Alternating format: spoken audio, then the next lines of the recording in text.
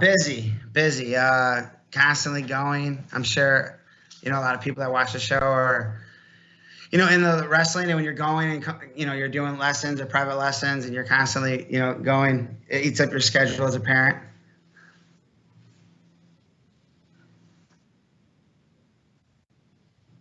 I can hear you.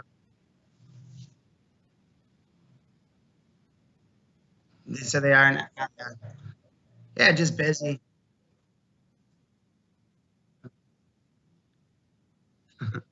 Just busy. I think, doing a lot of softball. We played all summer. We still continue through the winter, played all fall. So constantly going. I mean, like I said yesterday, we were going to do this, and then kind of got called into duty, and they need another coach, and we ended up getting a dub. So that's a good thing. I wonder, can you guys hear me now? Whoa, whoa, whoa. Okay. Should be able to hear me now. I'm thinking. Okay, hold on a second. You can still hear me, right? Yeah, I can hear you. So everyone tuned in for the first one of the year. No, they said yes. Let's see. Okay. Now they can hear me. Okay, good. Good, good, good, good. Um Joe's Joe's sis on now. Okay.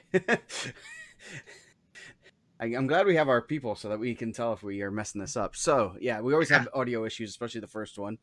I've been doing all my Rocco and Dad baseball card shows on this same stuff, so I got to change the mics and everything. So I know. I was watching them, man. Those are good. yeah, we hit 6 autos in one pack the other day, which is absolutely Come on. insane. The inspiration for this year's preseason mag, which is pretty cool. Yep, yeah, we got a ton of sales on it, and they just shipped today. I just got the notification, so it says Sunday or Monday. I should get them. Hopefully I get them Saturday, and I can get them ready to be mailed out and get them. Probably mid next week we'll have them all mailed out. I'm excited.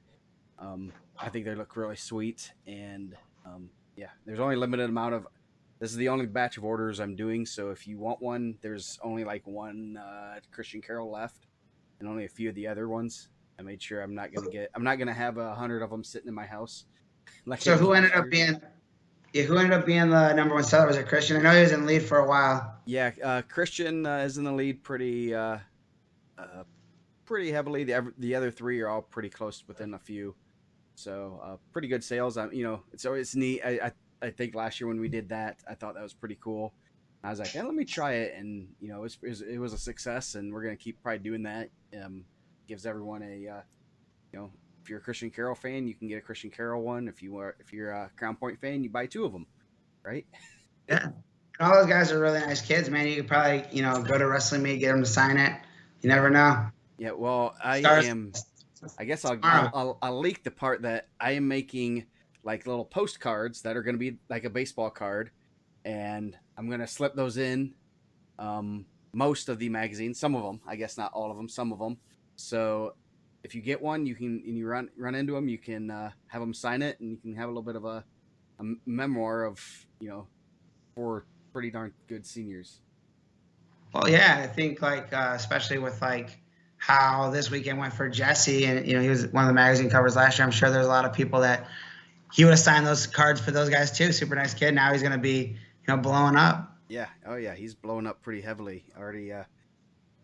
Jumped in the rankings pretty high. That's we were talking text like man NCAA does or like IndianaMat and Flo and all them don't give freshmen very much respect early on, and I guess it's like we'll talk about we have two number one guys that are freshmen, but they've wrestled high school kids and they've had some experiences there.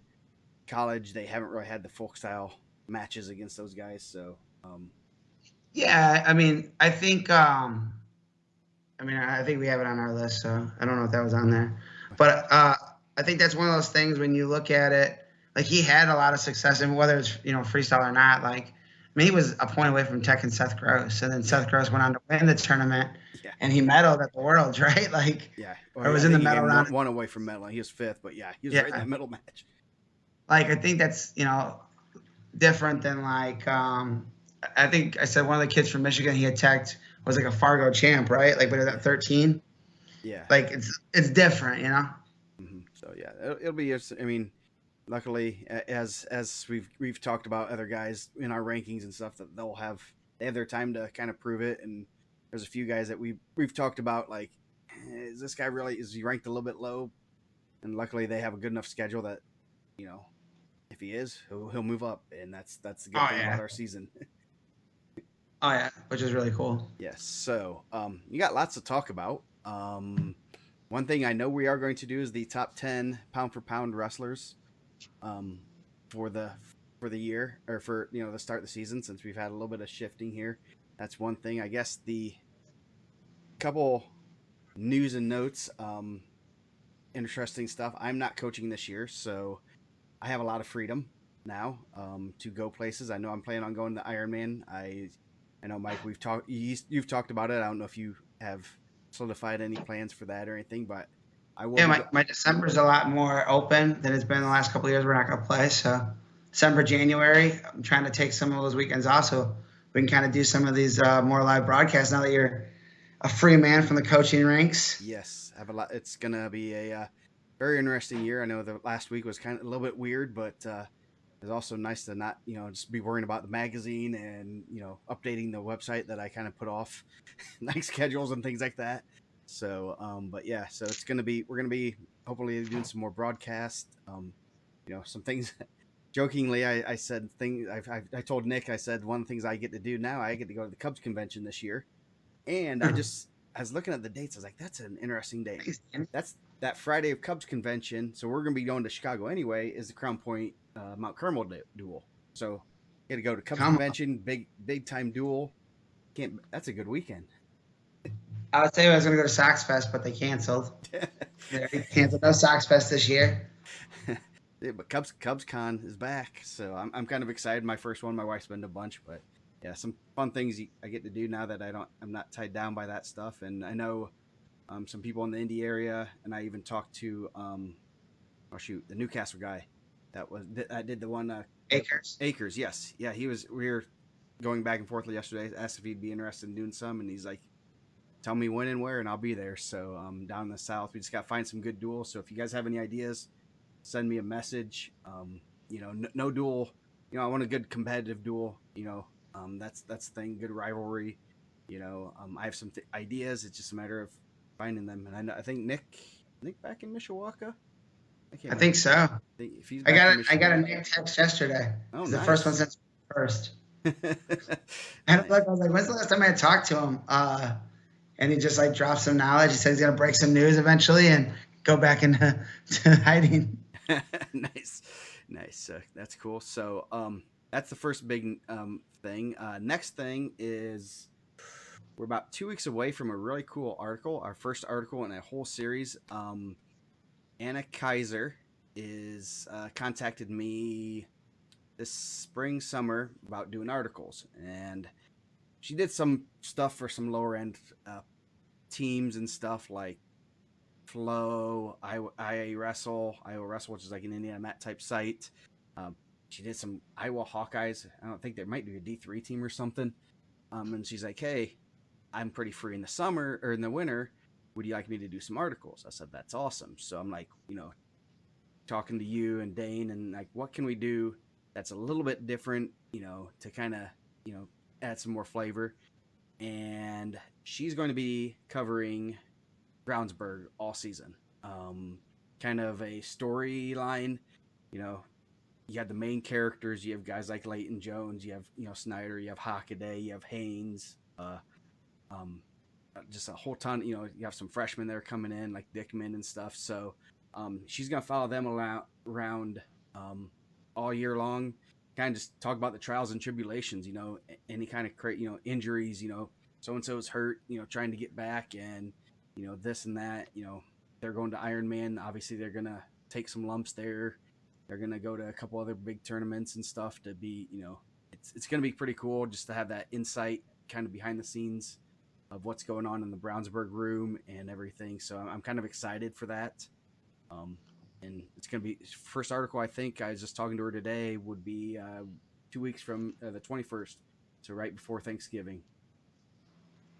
Yeah, I think that's pretty cool. And I know Derek and those guys have always been about growing the sport, and it's just more like, exposure and just kind of an insight into like, they do a really good job, and I think that's pretty cool. Yeah, I think that's gonna be a really cool series. yeah, I'm excited. If you, she sent me some of her articles and stuff, and they're amazing, and I know she's gonna be doing a great job, and I'm excited to see that kind of stuff. It was one of those things. It's like I called Derek, like, hey, I got an idea.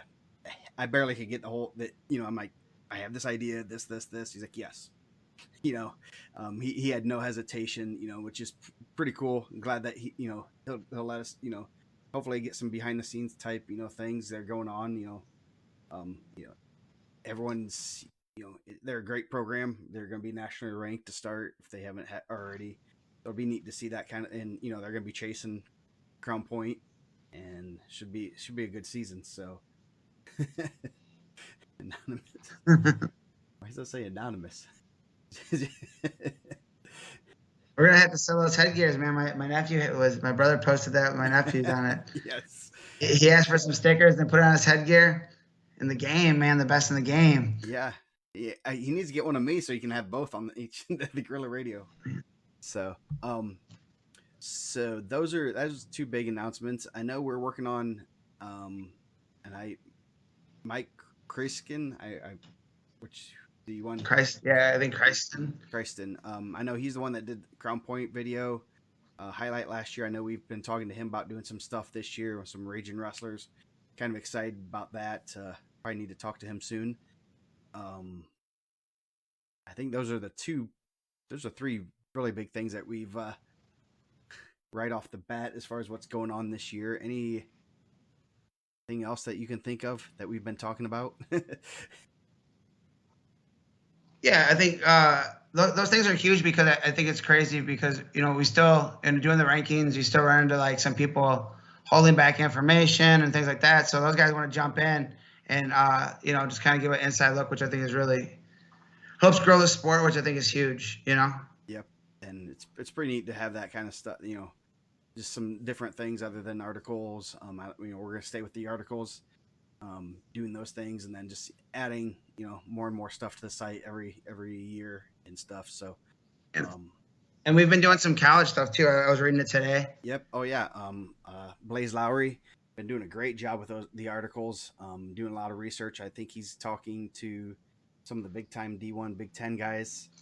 He asked me for a couple phone numbers, so I'll say that they're pretty good. They're nationally ranked, so he's going to be talking to them a little bit about their seasons and everything. So he's been doing a great job with those articles and kind of starting to get a little bit of hype going into the season with the small schools and then working our way to the D1 schools, and even the one today that I put out that he gave me last week that I just kept putting off. Good article, on the military academies and able to, there's a lot of different options in college to wrestle in college, and going to those service academies is a really good option because you get free education and you get a job after school, which is really nice. And Jake Simpson joined the train wrestling team. Yeah, So good pickup for them. I know he was yes, playing football there. I didn't know if he was going to wrestle or not. that's good to hear. Yeah, They could always use some more guys. I know Coach Hall is a big fan of IndianaMat. So I guess our next on our list is, speaking of commitments, Christian Carroll. His now, according to him, he's going to officially sign tomorrow. I think tomorrow's the first day to sign with Oklahoma State. A big time recruit, literally and physically, and he's gonna do good things at the collegiate level. And you hear a lot of people saying things, and it's one of those things that people don't understand the amount of pressure those kids are under, especially at that level of a commitment, a number one guy in the country. Coaches they put a lot of pressure on those kids, especially at a young age. Like, hey, you got to commit now. There's not going to be any money, and they tend to commit a lot. Some of them will commit early and then back out and commit, or transfer a year or two in. And I, people don't understand. I know I've talked to one kid that was a high level commit, and when he told a coach, "Hey, I'm going to go this school. Thank you for all your time. I appreciate it." He got like just ripped, f bombed, and Yeah, everything. I And heard that. I heard that from someone too. that's a lot of pressure those kids are put under. Those coaches they're selling their program. They're like, hey, you got to commit. I need you now. I need you now. This will help. They're gonna give you they're gonna come at you with every angle, and they kind of get forced to kind of commit sometimes earlier than they should, and then that leads to guys decommitting. But I think Christian will do a great job no matter where he goes, and you know realize that when people say things like that about the high school kids, they're high school kids. They're 16, 17, 18 years old. Um, we've made you look at how many girlfriends did you have, how many commitments did you make to them, that kind of stuff. And you know you gotta just take it. Kids will decommit and they'll commit, and he's a great kid, and he's gonna do good things, and I'm excited to see him at the next level. Yeah, I think about how many times you hear people changing their major, changing colleges is not even, you're not even competing. Uh, Changing jobs. I think I see a lot of coaching change this year on the coaching forum.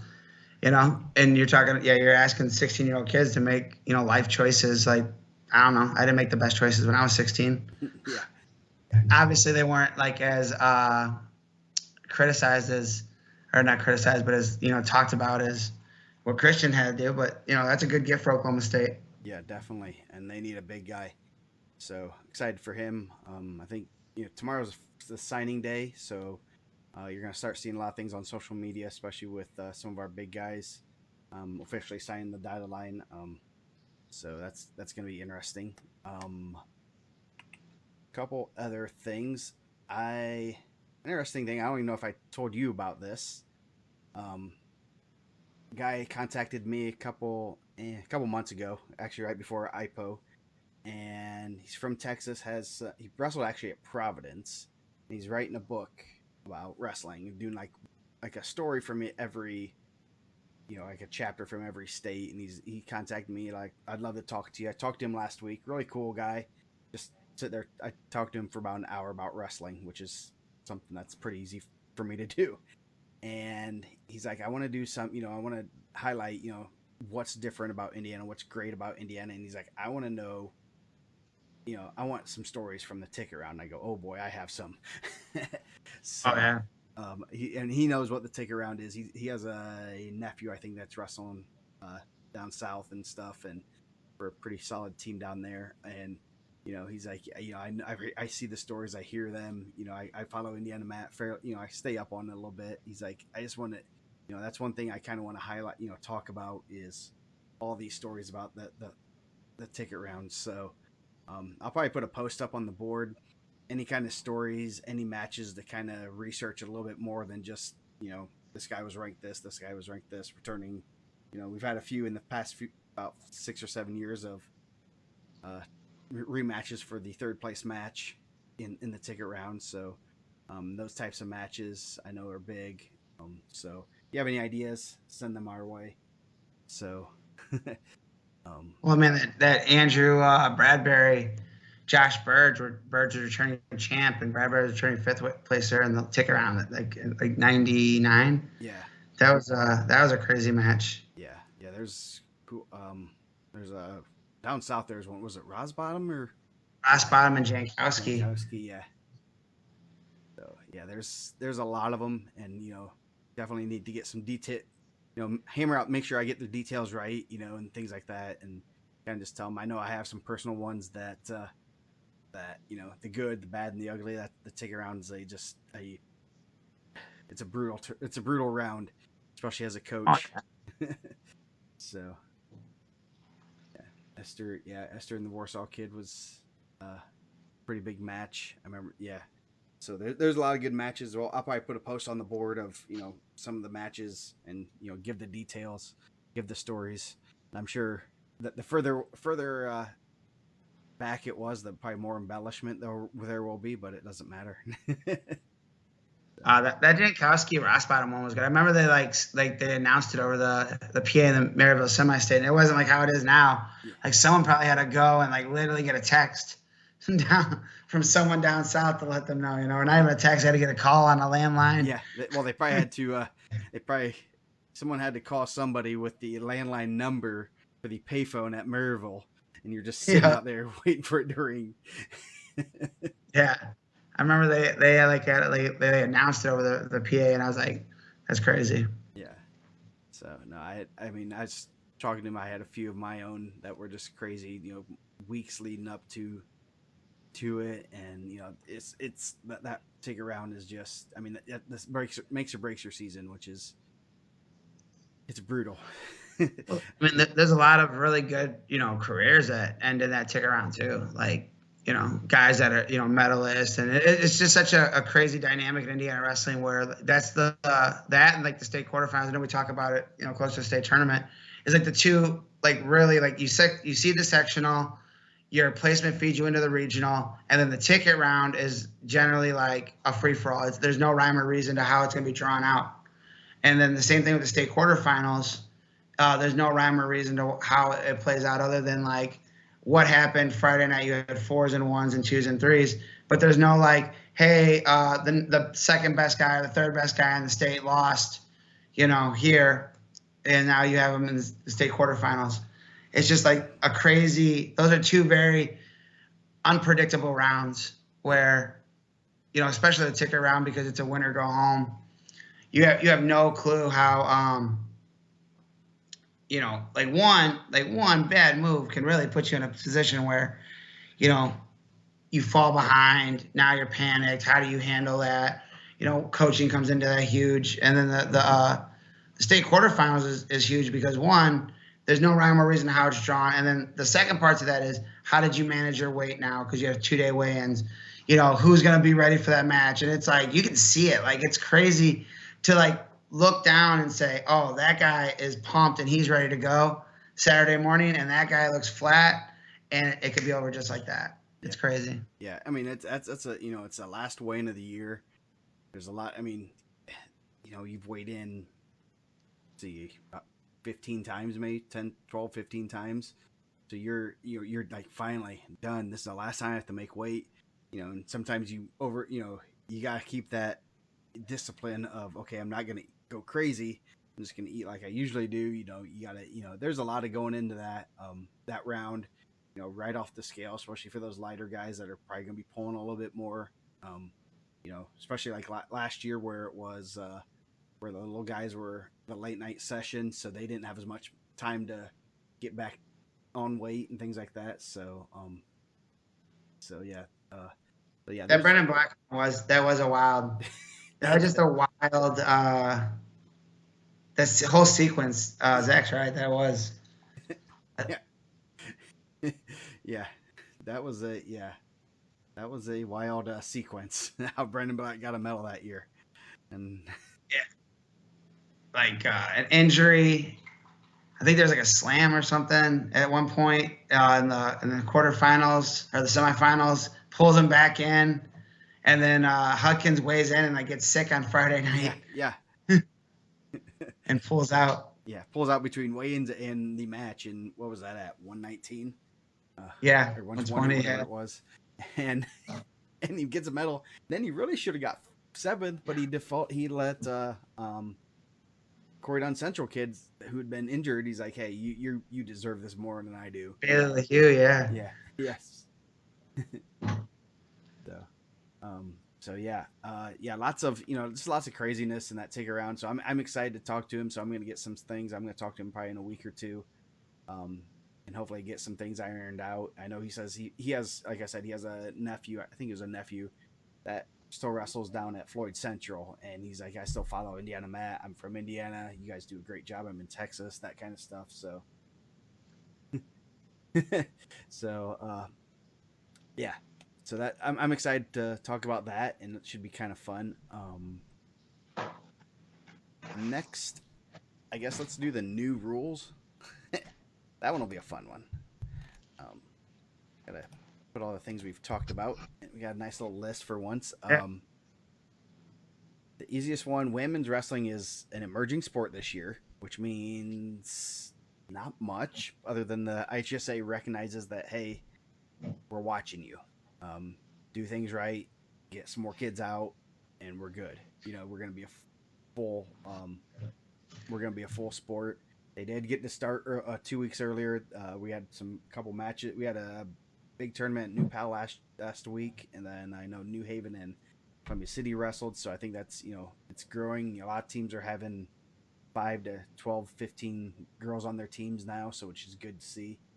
So Yeah, I think that the numbers are like kind of just. I see they made a post today, like maybe people are just posting the positive numbers, but it seems like there's a lot of participation going on, which is really cool. yeah, that's good to And we have see. some like absolute like hammers that are in the women's side wrestling right now. Yes, we do. We have, yeah, Rhiann Murphy. We'll talk about her a little bit. She was at Wyoming Seminary for the first 2 years, Valpo, and now she's at Crown Point. She's from Valparaiso area. I'm going to Crown Point this year. She'll probably be Uh, their 106 pounder. She's pretty darn tough. Also, Devin Moore is at Lowell. She was at Wyoming Seminary. Oh, She's back in Indiana. okay. We'll have to make sure we tell Brandon about that. I didn't. I told him the day the magazine came out.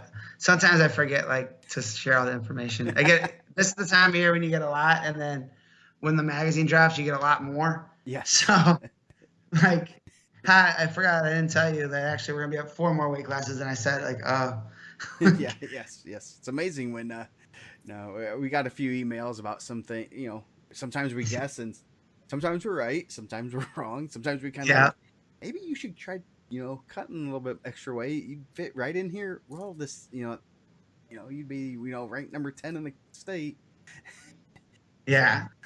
sometimes they don't like our hints, our guesses, but it is what it is. So, and the Mike quote is, "You don't know if you're wrong till you till you post them." Oh, they'll let you know. I think someone asked me. It might have been the count. I think he had asked me like, "Oh man, like, did you get a lot of messages today?" I was like, "Yeah, like I don't know, 42, give or take."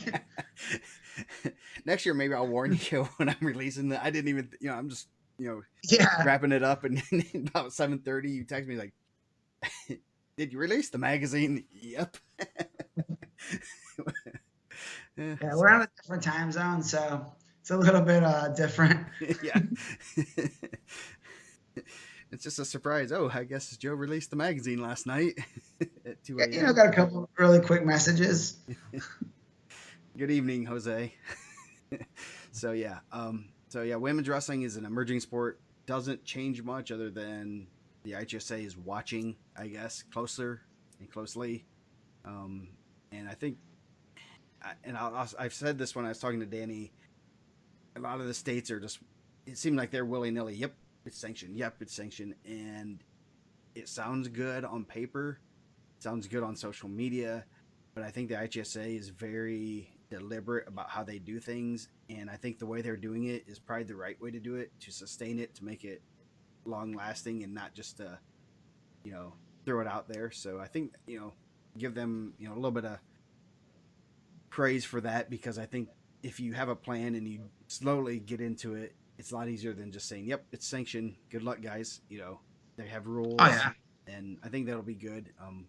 But from everything I have gathered from Falcons and Danny Struck and other people talking to him, once it is fully sanctioned, girls will not be able to wrestle with the guys. I mean, in a competition, they'll be able to wrestle with them in practice.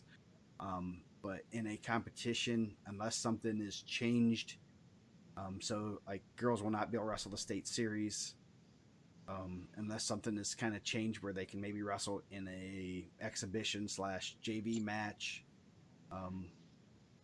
Maybe they can put something like that in there, but I don't know. So that's kind of what I've seen and heard. So we'll see if I'm right. Sometimes I'm right, sometimes I'm wrong. Um, and then the next biggest IHSA rule, travel rule, got amended. Yay! Woohoo! Finally, yeah. I need an Fine, applause button. I know. Yeah. So there's still a 300-mile travel restriction from any border, which I mean any border. If you go any border 300 miles out, you can get pretty far. You can get into Pittsburgh. You can get into Alabama. You can get almost all of Missouri. You can get into Iowa. You can get a little bit of even into Minnesota. So pretty far Ohio, distance. Wisconsin, Yeah, yeah. definitely Illinois. So you have a pretty wide range of going. I mean, you got all of Ohio, all of, you can get it all the way to Alabama down south. So, but they did say that you can participate against any team from wherever, as long as you're within that 300 miles. So, Which is huge. yeah, that opens up the Ironman, and that was a fun couple days of that information. As soon as I saw that, I'm like, I read it like 3 times. Okay, this is right. The big things. Nice. The IHSA release was all about basketball semi-state going to two games or something. And I'm like, it's changed the travel rule. That's a pretty big deal.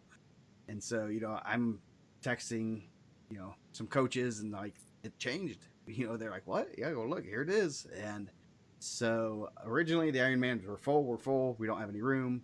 Yep. And then a couple days later, we're getting hints that they're in. A couple teams are in, and lo and behold, Crown Point taking their full team. Brownsburg's taking a partial team. I don't know. I kind of know a little bit of the numbers. I don't want to release it until it's officially official.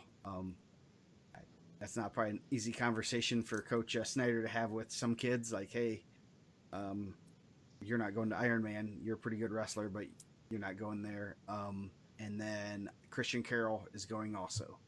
So we're going to be represented pretty heavily there, which is pretty cool. And I'm sure in the future, in the coming years, we're going to get some teams. I know Center Grove, even though I don't think it would be kind of utilizing this new rule, I think they're, Coach Swain said they're going up to Michigan possibly with some pretty good teams up there.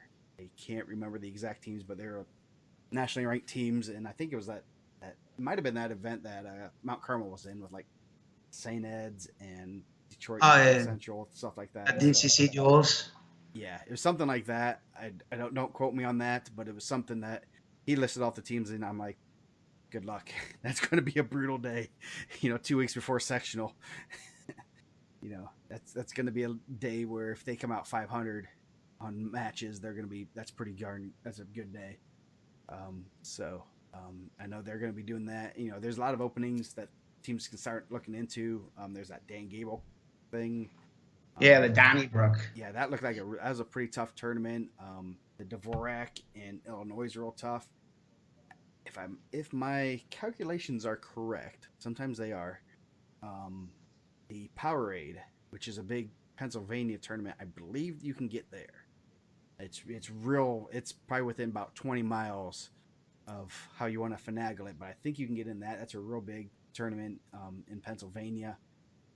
Obviously Eastern Pennsylvania or Western Pennsylvania. So, yeah. So, so that's pretty cool. Rule change, and I think it's going to be great for wrestling in the state. That also means we could have our own Ironman type event in Indiana. Which I think Crown Point's trying to do. Yeah, yes, they are. That's the Ironman Part 2, the Redemption Week. Yeah, I think they're like trying, because Michigan has a similar rule, right? Yes. Where Michigan has like a similar 300 mile travel rule, so they have to kind of finesse some things around. But just like, and that was kind of all at the same time, right? We were talking Crown Point and Brownsburg kind of doing some Ironman stuff, and then like we're getting names of who's going to be at the Carnahan, and it's like, wow, like, and they're like, yeah, we're just going to keep adding really, really good squads. Yeah. And we get an old IndianaMat guy coming back. He'll be in Indiana. Zach Pearson's coaching up in Wisconsin. They're going to come to the Carnahan. Nice. The original, was he the original Newcastle guy? Newcastle, right? Yeah. Or was it Thornton? I think Thornton did it for a couple years, then Zach took over. So we got a perpetual contract with Perry Meridian people to do Newcastle, I think. That's what it sounds like. So yeah, so I'm excited to see what happens. You know, obviously that happened what late June, early July. And I was late June, right before the before moratorium. So everyone's kind of on vacation. ADs are like kind of in that chill mode. Like now all of a sudden I can only imagine Snyder calling his AD, hey, we got to get in this tournament. Calling his AD, we got to do this. We got to, do this and this. And, he's like, man, I'm on vacation. It's, Yeah. moratorium week. But, that's pretty cool to see. I'm excited to see what teams, it just, to me, it puts, like, if we'd go over to Ohio for a meet, that puts so much pressure on that team that, like when Avon and Brownsburg and Portage, they've gone over to Brecksville, that puts so much pressure on their administration to make sure that everything's kosher, and that really Mhm. should be on the school that's coming to make sure everything's kosher. But now they got to make sure they don't invite a team from West Virginia, and totally screw up all the Indiana teams. So, I think they kind of ran into that a couple times in yeah, like gateway duels, right in Missouri. I yeah, think they had some teams, and they kind of ran into a couple snags where they couldn't wrestle certain teams, and um, which is tough because I think those are cool events for the wrestlers and the families to go to different places. yeah, and yeah. So I think it's a good thing, and I'm glad. I'm kind of curious what other sports will do, if they'll take advantage of the changes.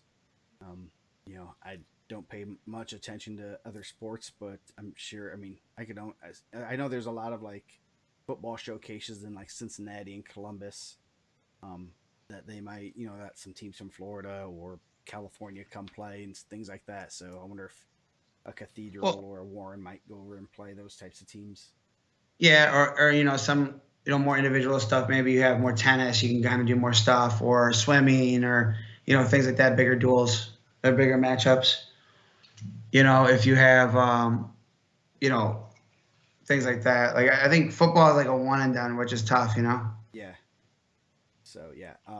Yes, Nick. That's. I mean, they have like a lot of those showcase events, like even basketball, football will be on ESPN and stuff, and that's huge for those teams. What Brownsburg was on ESPN a couple Yeah, years they ago. played an Ohio team though, right? Out of Yeah, Cincinnati. yeah. So so yeah, it should be interesting to see see if any what other if teams get more exposure by doing that. Definitely a little bit easier with individual sports to go for a track team to go to Illinois, Kentucky or wherever to a big event. I don't know where all those things, big events or golf. I mean, a golf team to go somewhere. Heck, they can, like I said, they can get to Alabama. You can get to Alabama for a big meet and go play golf where it's a little bit warmer during the during the spring. So Bishop Sycamore, man, coming out. yeah, so Bishop Sycamore has a few openings in their schedule if anyone wants to Yeah, schedule. that's what I heard. uh, yeah, we are the only one. Every state has a different travel restrictions. Ohio, I think there's Ohio is something that you can only go out of state a couple times.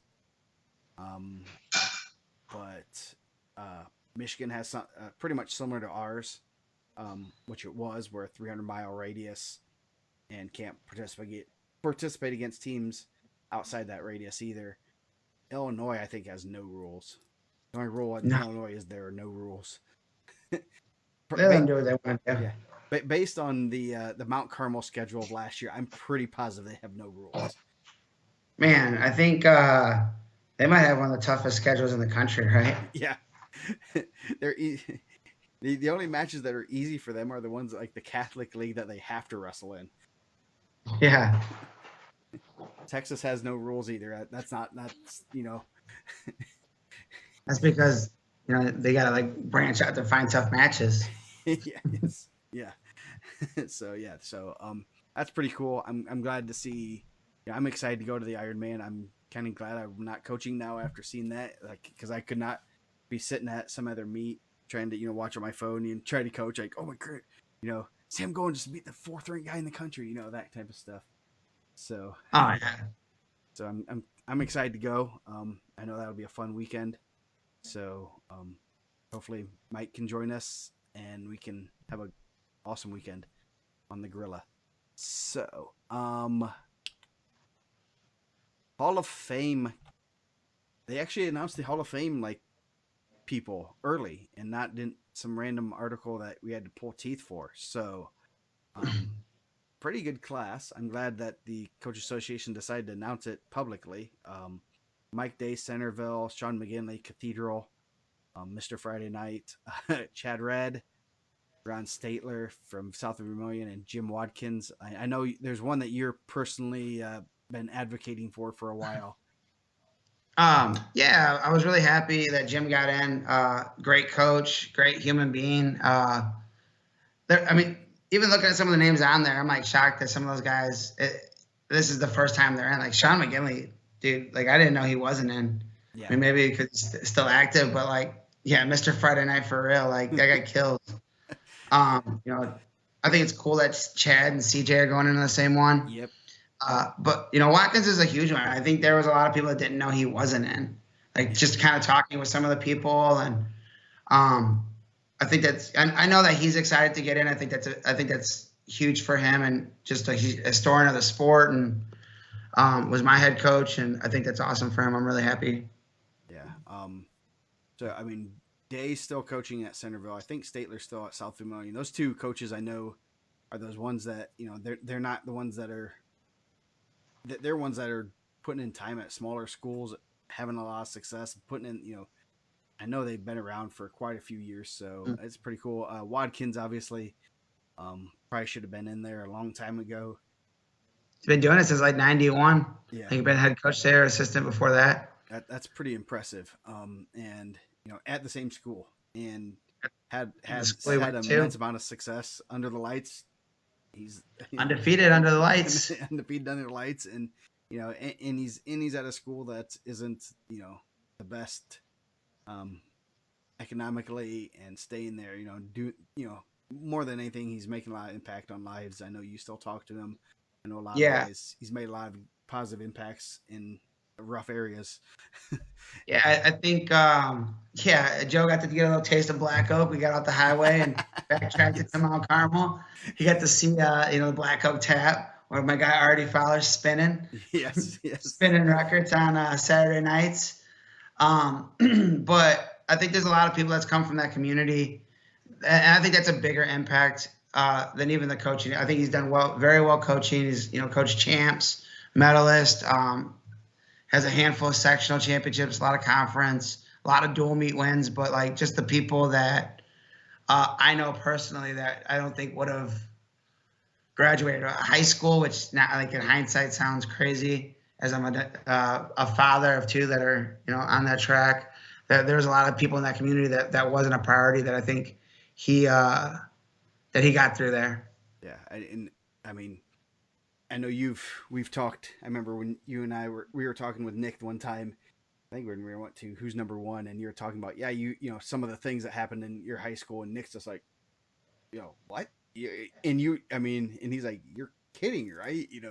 Like no, just like things, deaths and drugs and things like that. And Nick Yeah. went to a big school. He went to school with probably some issues, some things like that, and he was just like flabbergasted. And of course, I was too. I was pretty closeted in Garrett, that G Town. But yeah, some things, it's not the best school, but he's been putting in the time and making that impact on kids. And more than anything, the wins and losses, more than the wins and losses, the state titles. A lot of guys that he's kept out of trouble, kept on a good path, and probably changed their lives. Oh yeah, without a doubt. He's from the community. He was a Calumet grad, a medalist at Calumet. So I think it's really cool. I know.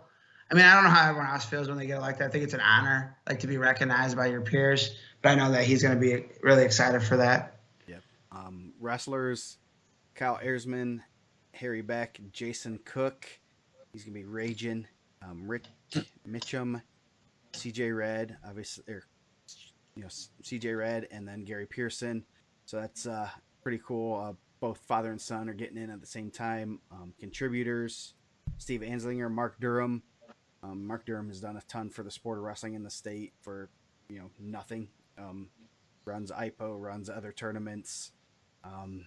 runs numerous tournaments for nothing other than to sit there and watch wrestling all day. So that's pretty impressive. Um, you got some Madison Love, Ray Black Jr., Billy Thomo Reward. Zeke was the, I guess, MVP of the state meet.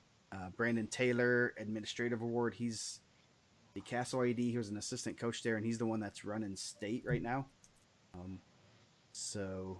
Pretty cool. Pretty good class. Pretty, neat to see that. I'm glad that we got to see these and we're, able to talk about that stuff. So Yeah, I think it's really cool. yeah. So, good, congratulations to all those people being recognized.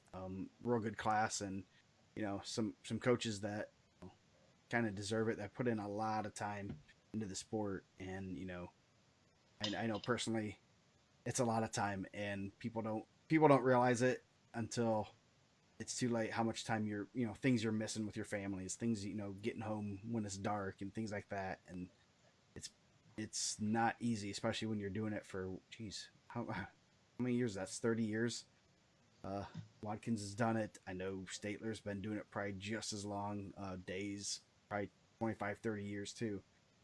That's a lot of time. So, let's see. What else? We skipped over Pan Am's. Pan Am's, there we go. Yes. Pan Am's this weekend. Coach Danny Struck was there. I think that was outside, as I commented on one of his posts. I said, I think that's out of 300-mile range. Jensen Boyd from Delta won double titles. Isabella Ocampo won. Usually they clean up. I'm guessing they lost no more than like 5 matches all weekend. So that's pretty cool. Pretty impressive. Pretty neat for those kids at 15U to go at an international trip. Get to travel and wrestle and do that. That's a pretty cool thing. As I'm jealous. I wish I could do something like that. Get to do that as a wrestler. Pretty neat to be able to see the world through wrestling. I know Jesse's been to places and things like that. Right. The Davisons, like Stefan's, like representing Serbia in the Olympics. I think you don't think of it like that, but like wrestling can take you a lot of places, not only in our country but internationally, which is really cool. The thing that always sticks out with me is Sarah Hildebrandt. She said like a year or two ago, it's like, I filled up my passport. I had to get a new passport because I filled it up with stamps. That's pretty cool to say that. Who'd have thought? Yeah. The one question I want to, did you ever think you could, when you started wrestling, did you ever think it would take you to 30 countries or however many countries she's been to see you got to see the world. Who cares if you win a match or not? You get to see the world. That's pretty neat. So. Oh man, I think I don't know. Like we went to Europe with the girls when they were younger, and I remember thinking like when I saw like Stonehenge, and I remember thinking like I never once as a kid thought I'd ever see that. Like that was just in a book to me. Yeah. And then like it's just right there, and you're like, that's nuts, man. Like that's, and there's like stuff that you see like in Europe that's like older than our democracy, which is crazy. Yeah. Like this castle's from like whenever, and it's like, oh, that's older than our country's been around. Yeah. And it's just like on the block. It's just down the street. Like. Yeah, that's pretty crazy. I haven't been to Europe. That's on my list of places to go and stuff. But stuff like that. Being able to see the world, and when Brayton and Mason and Lucas were when they all went to Worlds and stuff, and their parents are posting stuff on social media of where they're going. I think Brayton and his parents went somewhere afterward, and they're posting pictures of all this stuff. I'm like, man, I'm so jealous. So it's pretty cool to be able to do stuff like that. Yeah. And Connersville. Oh, speaking of Connersville. Yeah, that's a breaking news. We didn't even put that in the notes. I thought I put that in there. Yeah, that's how we should. That's how we should open the show. That's it. Connersville is going to use track wrestling. Man, that's a real come up. Yeah, I didn't. Only people within. I'm sure people that don't understand Indiana wrestling when I like tweeted that out and posted on social media. They were probably like, "Yeah, okay," but I don't think they Yeah. understood the underlying, I guess, pun joke. I'm excited because Yeah, I think those are hard. There's so many good matches there that like go unreported or un unviewed unless unless you're sending messages. But man, to get that and you're like, man, like now we get to follow that along. Also, it's gonna be huge. I love it. yes, I'm excited. Um, that's I guess they got internet in the in the Spartan Dome finally. And internet has come to the Spartan Dome. Probably a sign outside. We have one now with Wi-Fi. So yeah, yeah, that's pretty good. Speaking of holiday tournaments, Al Smith, they added Western, Portage is back, and East Central. So Man, that's going to make it a little bit easier. yeah. Well, I remember like talking with Steve when he took over, and he's like, "Man, I really want to make this a tough thing." Shout out to Steve, man. That's why we really didn't go on yesterday. Steve was on the radio. I wanted to give him his moment to shine. He was on Yes, like I the saw that. caveman show. Can't great dude. But he was like, "Man, I really want to make this tough, and we're going to keep turning over the kind of bottom teams and keep adding really tough teams." And I was like, "Man, to add Western." Portage, who I think Acuna is going to have those guys, getting better, like kind of getting back to those peak years. And East Central, who's got hammers, man. They lost one though. Yeah. They did lose one. Yes. Ryder Searcy is no longer at East Central. Yeah, he's in Illinois somewhere, I believe. Yeah, he's at the Eller Mount Carmel, not the Certis Mount Carmel. I think he's at the like Southern Illinois Mount Carmel. Yeah, so yeah, Portage is always going to have a good team. Western's always going to have solid kids. They have some hammers right now, and they're going to keep churning out good wrestlers. East Central, and I like seeing Fort Wayne area teams to kind of get them, to kind of see where they are. See where see where Tishner or Betts is really stacking up within the state, and I think that's probably what their coaches, Coach Shepard's like, hey, you know, we don't need you to go into semi-state undefeated. It does you no good if you don't win state. If you don't play. The same with East Central, right? Like Yeah. East Central have a guys with a lot of those guys. Yeah. But I like the same thing you're saying. But I like that when those guys are pulling like some of the best teams from across the area. Like, hey, we're gonna pull a really good team from Fort Wayne. Let's grab another team from, almost the Ohio border. Bring some good teams from the South. I think it's really cool. Yeah. I wish a lot of the bigger tournaments did that. Like, hey, I know when I was talking to Hawk and they were filling in the Carnahan, I was like, man, invite like the best. And I know we were trying to get you guys out there. Like, hey, invite the best Fort Wayne team in it. And I don't know, like you guys had some good runs. I don't know when we were asking if Carroll was at that point, but bring those guys in. I know Eastern was there. Just kind of see like some of those guys that we don't normally get to see. I was like, man, invite Snyder and see, VZ against some of this national, competition, which I think is really cool. Yeah. That stuff. I mean, that's good. Obviously it's, South Bend has been really down. Northridge had a good run. I think they'll be back up. Concord, had at least one good wrestler. I was kind of surprised.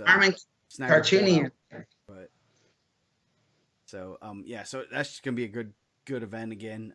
Obviously you're adding 3 hammer teams, and it's gonna be a fun seating meeting. Maybe I think and that too, like we kind of talk about it sometimes in softball. Like it makes it better not only for like the top teams that bring in tougher teams. Like like you want to see Tishner and and those guys in the mix, or Bats is going to be in there now. 5260 with the Sammy Goins and the Ryan Harts, and we'll get into that in a second. And those guys, but it gives those other guys a chance to find a tournament that they can compete at too. Like it's not fun to go there one day, go 0-2 if your whole team goes 0-2. Like they're not saying you can't come back down the road, but if you can come back and kind of rebuild up your stock and go somewhere where you can compete. So I don't know if Carol's going to be at the Tom Cameron, but not my. I have nothing to do with I for the was schedule. I was told we don't recognize it as Fort Wayne Carroll, just Carroll. Just Carroll. And Yes. unless you're a kid looking for an RTC at Carroll Lafayette, Florida. Yes. Yes. So, speaking of, I guess the next thing on the agenda, um, transfers. That's always a hot topic early on. Um, Giuliano Campo is going to Snyder. Her dad got the head coaching job there. Pretty standard for her to move there. Christian Carroll is at Jimtown. Not many people. Maybe, right? What? Maybe, right? Maybe yes. He's there. I'm pretty positive. Unless I was unless hoping any Magrid would be here. I wanted to ask him. yeah. Um, so yeah, they he originally is from Jimtown. That's where he grew up. I and his mom still lives there in Bago Township or whatever. So, um, he just I heard I heard today, and obviously it's just a rumor, and I'm sure Christian gets on here that he might go to Stillwater with Barrett Jordan and Lockett and Haig, jeez which yeah which makes that team incredibly good. yeah that's a college level team. They could beat some college teams. Um, so yeah, that'll be interesting to watch. Um, as of now, he's at Jimtown, so we'll see how that ends up. Anthony Reinhardt, Rhiannon Murphy to Crown Point. Um, that makes them just even better. Yeah, unreal good, right? Yeah, yeah. So, you know, that's yeah. So, I'll just leave it at that. Jalen May Well, is. Go ahead. I think when you're like obviously like the Ocampo one makes sense. Like if her dad's going to coach at Snyder, it makes sense to go there. Um, Carroll's in Jimtown. He's from Jimtown. It makes sense for him to go there. If you're moving to the region right now and you understand wrestling, like those guys are moving back home. Like that's where you want to be. Like you want to be with the best. You want to train with the best, right? Like Yeah. Reinhardt had to move. Like no one's like driving from Indianapolis to. I'm not trying to drive from Lowell to Indianapolis. I'm barely trying to drive from Lowell to Burns Harbor every day. But if you are like, it makes sense for you to live in that area with like some of the best training partners. Like if I'm Anthony Reinhardt and I'm like, well, I'm gonna look at it. I want to train with Sammy Going, who's going to IU, and I want to train with Cody Goodwin, and I want to train with Anthony Ball. So I get to train the runner up, a third placer, and a champ every day. Yeah. And Orlando Cruz is a champ or runner up. And you got like Drew Hughes has been in and out of there, and Stefan Michik's been there, and you got all these guys coming in now. It's like, you sent me a picture from IPO, and it's like, this is unfair.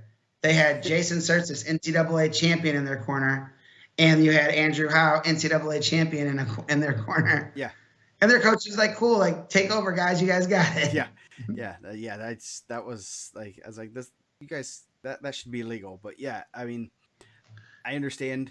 I mean, if you're going to move somewhere, you're going to be looking for the better districts, for, academically and athletically.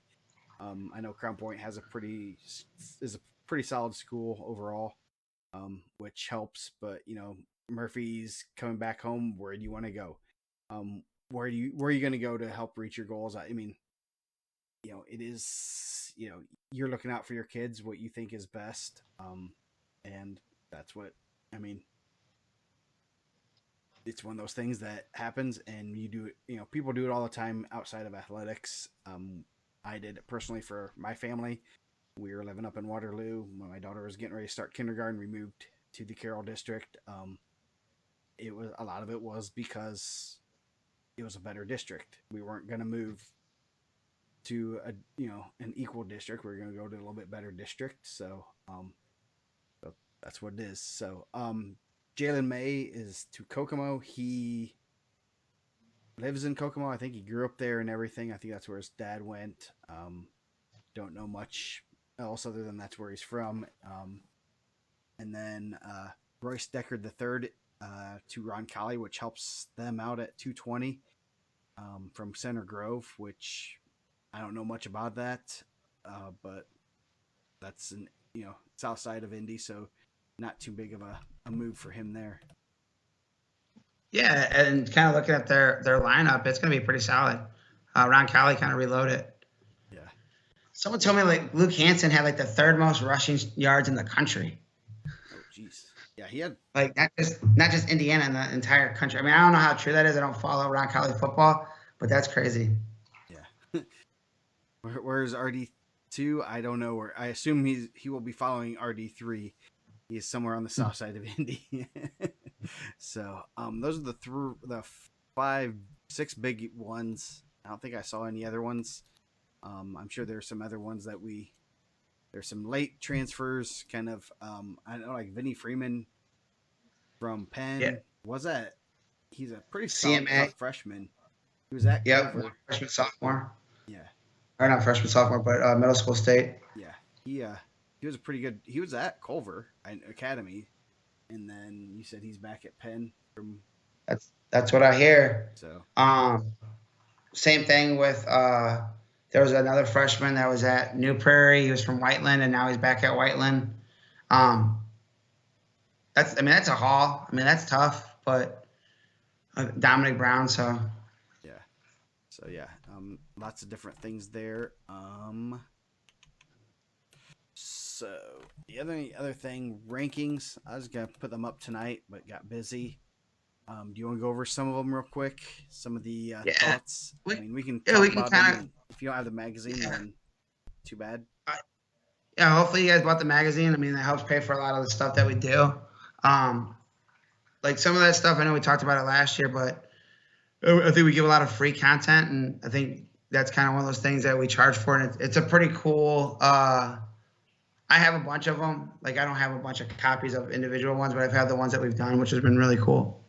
Yeah, they're pretty neat, pretty nice little memento to have. A lot of good information in there. So, Yeah. Rankings wise, the depth of the state is getting really really good. It's like I think we used to be like maybe we can do 20. Now it's like we might be able to do more than 20. I think some of the weights, obviously some are thinner than others, but a lot of the weights we were looking, could have ranked the next 10. And it's like, really, really, I think it's really good. We went we've only had two freshmen before this year start the season ranked number 1. 3. Hockaday was ranked number 1 last Hockaday year. was. Do we have Jesse ranked 1, or was he I don't think we had coming Jesse in? rank 1. And then Chad, right? Yeah. So, Yeah, I think they might have been about the only ones. and this year we doubled up. Lane Horn at Rochester had a really good IPO. Beat Revan Dickman there. I mean, another really tough freshman I feel like he's been on the every elementary school, middle school watch list coming in, and I mean Lane Horn is right there to win IPO starting off. Yeah, he was in the semifinals against the one kid from Michigan that was nationally ranked and got dinged with a late stall call. Yeah, Was he looked very happy. Yeah. It was. I mean, unfortunately, I think it was the right call. I think if I recall correctly, he had the leg up in the air, wasn't returning him. Yeah, That type of situation where it was the right call, just not. You just knew that was not the way you want to lose that match. He's right there, and then obviously wrestling back the third and beating Dickman's pretty impressive. yeah. In that same weight, you're going to have Rand Murphy, Ocampo, Heather Crawl, who are all obviously Murphy. I think she was runner-up at Super 32. Ocampo won Super 32 on the women's side. Mm-hmm. I know we have, Jalen May. We've kind of waffled back and forth if he was going to be at 13 or 6. I think we went with 6. Aiden Bollinger just A8 at preseason nationals. Yeah. Rio, the littlest Rio. Is there one more Rio after this Rio? There's a lot of Rios. More. I don't know. There's a whole conglomerate of Rios. I think there's still a couple, at least 2 or 3 left. We're just getting started with Rios. Yeah, I know he's really talented. They all start off kind of small. They're all pretty like right at that 106 mark, maybe a little bit undersized for the weight, and then they all come out and kill. Yeah. 13. I saw something pretty interesting on the some of the teams are posting their lineups and their weights. I I saw that Brownsburg had Hockaday and Preston Haynes listed at 113. Huh. That's So, interesting. I mean, gives them some lineup flexibility. Jake Hockaday, also IPO champ, went to Super 32, beat a really, really tough kid from Kentucky who was, everyone had all his buzz, and then dropped a couple matches at that. Obviously, Gendrous, Jackson Houston. The hard part about the rankings is like, I was happy Joe kind of waited because I'm constantly changing um, spots. Oh, hold on a second. I think we lost you for a second. Oh no. Come back. Come back. Hold on. Uh-oh, we lost him. We lost him. Hold on. Ah. Yeah. Sorry, did it Oh, freeze there? there we go. Okay. There, you're back. Okay. Yeah, you're talking about, wait until to release it and you got some information. You there? Can you hear me?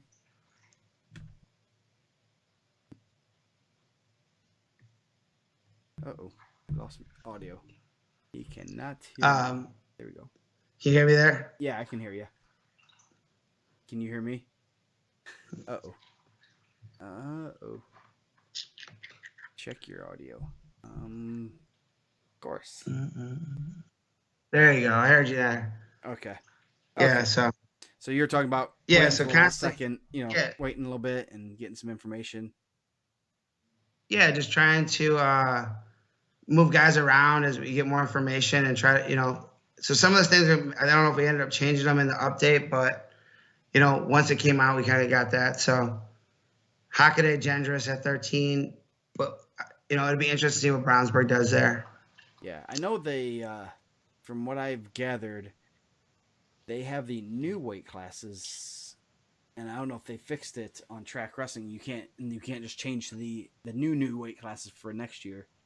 And I don't know if they've updated that or not. Someone that's in track wrestling can probably tell me. And I know that might be a little bit of a reason why some weird weights are entered for those guys. But yeah, I don't know. I think there was some miscommunication between the IHSA and track wrestling, and hopefully they get that fixed. So Yeah. 120, pretty easy. Number one, Ashton Jackson, two-time champ.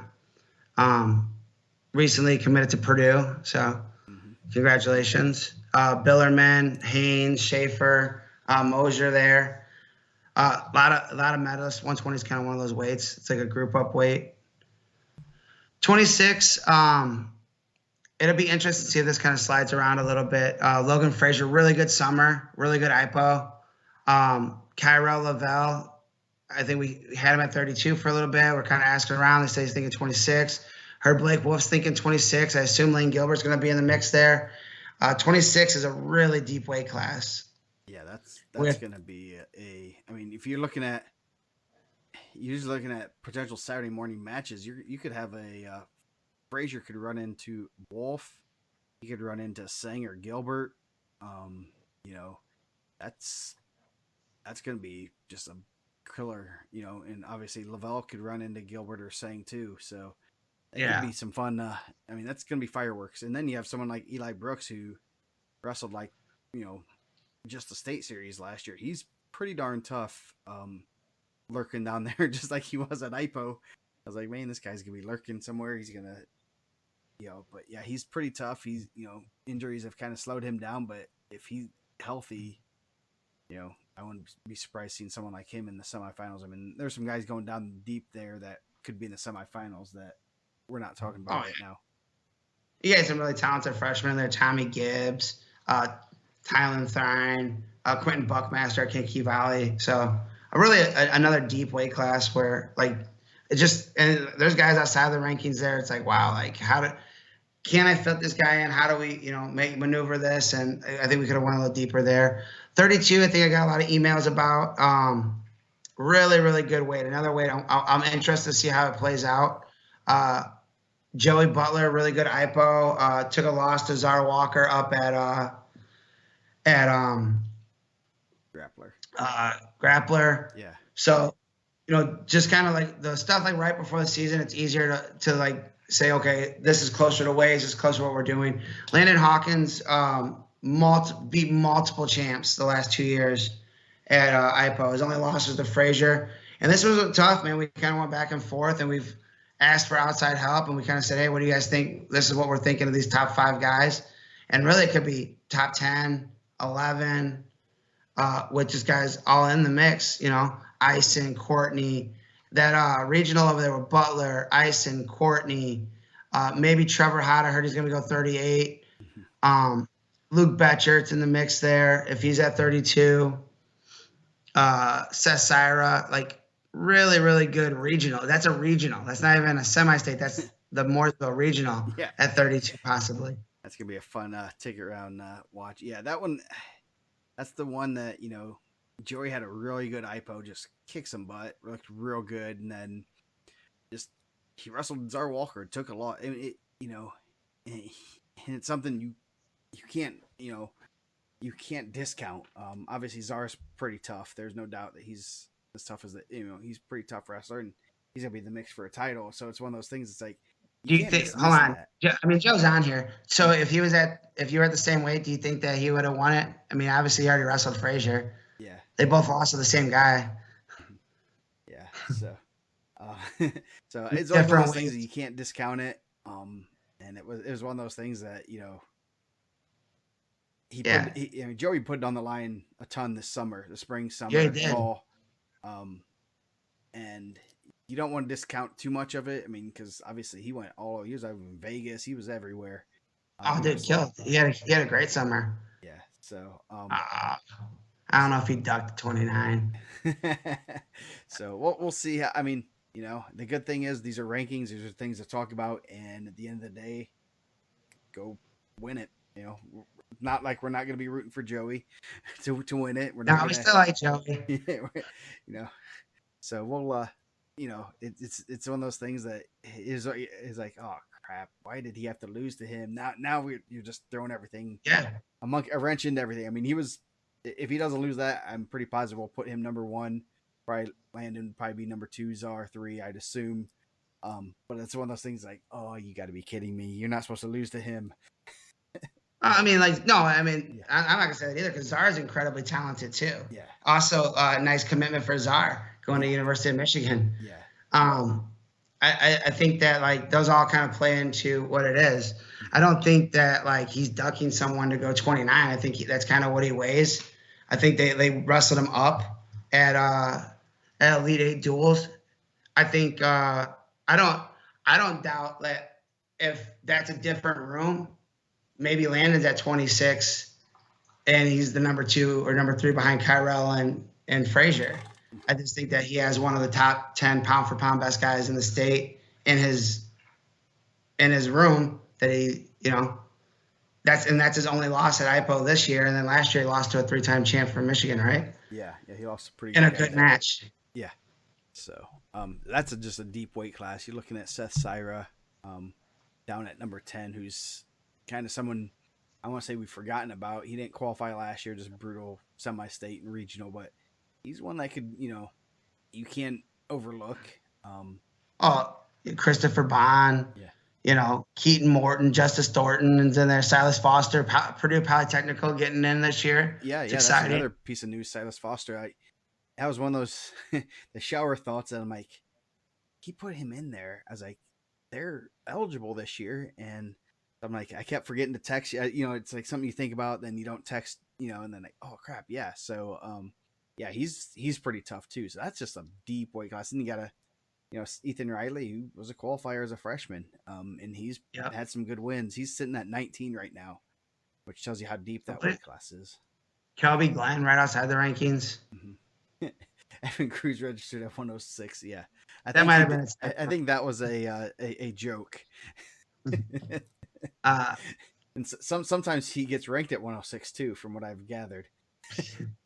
38, another really tough weight class. I think again top 10, top 12 there, 13, really really tough. Cole Solomon, I'm hearing that he's gonna go back to 38. returning runner up there. Also, just I seen Lucas Clement. I just moved that ranking this morning. Hodson at 38. I think Krazia had a really good IPO, had a good win over Cheney Chef. Parker Reynolds, a really tough freshman at Brownsburg. I know he had a lot of accolades coming in. Bryce Denton, Tony Wood. I think that was one we had in the magazine. Then they said, oh, Bryce Denton had beat Tony Wood at IPO. So we kind of went back and moved those around. Michael Major, Brevin Thrine, Lucas Clement. Another really good, a really tough freshman from New Prairie. Yeah, that's a pretty wide open weight class. Mikey Robles, Mishawaka, he's a placer from Michigan, and had just crazy story. I think we'll probably do an article on him this year. I hope. I get to see Mikey every weekend, man. Yeah. His girlfriend plays on our softball team, so nice. Really good kid, man. I'm really happy that he's in the room at Mishawaka. Just talking with Steve Senior last year and getting to know him a lot this year. Really good kid. I'm happy he's out there. Really talented. He got to wrestle up I had talked to them. They're like, oh, Mikey's wrestling at Grappler. I was like, oh, cool. They said he has like a kid from Illinois. He's a runner-up. I was like, oh, I didn't even think about it. And he had Ryder Searcy. I think he took him down twice. I was like, if you guys would have told me, I could have helped you out. Like, don't try to roll with him. He's really good at rolling people. And then got an assassin. Like, they're like, yeah, well, they said Illinois on his thing. I didn't know he was an Indiana kid. Nice. Yeah. So, that's a pretty, 38 will be a fun weight class. 45, really a deep weight class also. Torres, number 1, Ball, Graham, Cameron Clark, Barbender, Cash Turner. We had a cool article on him last year. Yeah. Ike O'Neill. So another deep weight can go kind of 25 deep. 52, Bryce Lowry. Who did more for their stock than Bryce Lowry this summer, right? Yeah. He ran through IPO, had a good IPO, and then one day lead 8 duels and beat like 2 or 3 state or nationally ranked guys. So. Tony Reinhardt, Crown Point, like just gets richer there. Hunter May, Mitchell Benz had another good year off season. Coy Hammock, like he started really small and just kind of worked his way up, right? Yeah. Well, so did Lowry. Lowry was a 106. Lowry, Hammock, and Goen were all 106 pounders, freshman qualifiers. Look at it. I would not want to be feeding those kids. No. Carlos Perez, I think he's at Lake Central. I heard Munster a little bit. He was at Mount Carmel last year. I believe he went Illinois freshman, sophomore. He also was I believe a middle school champ in Indiana. He's an Indiana kid. So Gavin Davis in the mix there. I know he was injured. Drew Mills. So this one's kind of got some guys that were out of the lineup. Drew Mills was out of the lineup last year for Center Grove. Gavin Davis got injured. And then I think that might have been it on that one. Yeah. There's someone lurking outside the rankings that we're going to keep an eye on from Jay County. I'll just say they got a chance for and it's one of those kids that he doesn't have much results, but he has enough that kind of we're gonna see how he does this year. So I think that they might have someone sneaky good at 152. So and they have some good. He has some like pretty like wow, that's a pretty tough result. But he also has some like man maybe, but I wouldn't be shocked to see him there. Yeah, Yeah, 60. They wrestle a good schedule. So yeah, as looking at those, 60 is a good weight class too. Also, Sammy Going did a lot for his stock. It had a really good showing at Super 32. Yep, placed 4th. Pretty good. Logan Farnell, Chase Leach, AJ Steinbeck. So that's Jeff Pataxo had a really good from Jasper. Had a really good IPO also. Another solid weight class top to bottom where you're just kind of like looking, which is always really cool. And a lot of these weights is, I think I had to move this one. They said they're thinking about moving that. Was if you move someone, it's like weird. Like if I say, okay, well, I'm going to move this kid out of this weight. He's going to go down a weight or up a weight. If he's 9 at like 60, there's a good chance he's like 9 at 72. It's the weirdest things. I don't really look at the number until we're done, Yeah. and it just kind of falls like that a lot. Chase Carrington, Greencastle should be back after injury. He's pretty tough. I know that. There's some Yep. guys. There's guys like lurking in there that are pretty good. That's a weight class that there's some sneaky good guys. And it's one of those weights where a lot of guys haven't had they've been waiting for seniors to graduate, and it's gonna be a pretty tough weight class after it's all said and done. Mm-hmm. Uh, 70, Delaney Rollman, two-time runner-up, Cody Goodwin, Duke Myers, Caden Law alone, Noah Klauser in the mix there, real tough freshman, Kyle Harden. Again, a real solid weight class, top to bottom. Another tough freshman, Jet Goldsberry from Heritage Hills. That's pretty good weight class. Did we? No, I think he's at the next one. You got Luke Kemper in the mix there. Like just again, like another one where it's just real solid, and even the guys outside the rankings real solid. Yeah, 82 is gonna be. 82 is gonna be. That's tough. the one. I was gonna move right now, man. Yep, he's moving it right there. Come on, hold your horses, Zach. Maybe if you would have sent him the information before the magazine, we'd have had it right. He sent it after the magazine. I probably could. Usually they're pretty good with the information. I probably could have asked him. Yes, Yusuf. Ohio does have the new weights, so that's gonna be that's something we didn't even talk about with Ironman. That'll be interesting to see what Crown Point does, because they're pretty much the same up into about 60, 70 area. Because I think it goes like 60, then 75, and then like 85, and yeah. Let some guys eat up that weekend, right? Yeah. Yeah. 82, Orlando Cruz, returning runner-up. Al Capone, VZ, 1 and 2. I think VZ got him in freestyle. I think he's probably gonna get a lot of people in freestyle. He's a freak. Yes. Someone said Schroeder might be up at 95 also. Luke Hansen, we talked about. Big jump for Julian Weems. He was injured last year, really talented. They know how to lift weights at Center Grove. I told Coach Swain, someone's teaching those guys how to get strong, because they were bunched about like 38, and a lot of those guys kind of jumped weight classes. Yeah. We talked about Vinny Freeman a little bit. I heard he's back at Penn. His dad's a pretty good football coach. Had a big win this weekend. Yeah. Yes. Yeah. It's pretty nice. I'm sure he plays football.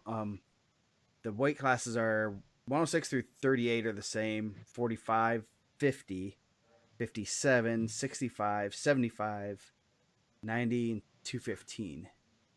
So that's going to be, I mean, someone's going to get bumped out. It's like, okay, so going will probably go 65. 70 would be Goodwin. 90 has to be Cruz. Then 215 will be one of the Clark brothers, I'd assume. Maybe, yeah. I mean, I guess if depends on who, if they're at 95 and 215 or 220. But yeah, so their 95 will probably get bumped out. But who they insert, they'd be inserting someone at 50 or 57. Well, that'd probably be easier for Reinhardt to go 57. Maybe you go. They have another white. Like they have the younger white brother. I think they're pretty deep at 38. I think there's like 4 guys that they said they're gonna wrestle off at like 38. Yeah, like the problems of the best, right? Yeah. Like, we got like 4 guys that can compete in that weight class. Like, and one of them is a returning state qualifier. Yeah. So that's gonna be I mean, basically they're gonna bump out a 95 or 220. That's what I would assume they would do. And then, I mean, obviously you're not, Cruz is going to be in the lineup. He's not going to make 75. No way Cruz is going to make 75. Uh-oh. No, I don't think so. So, I think you might have froze up again. Maybe. You there? Maybe.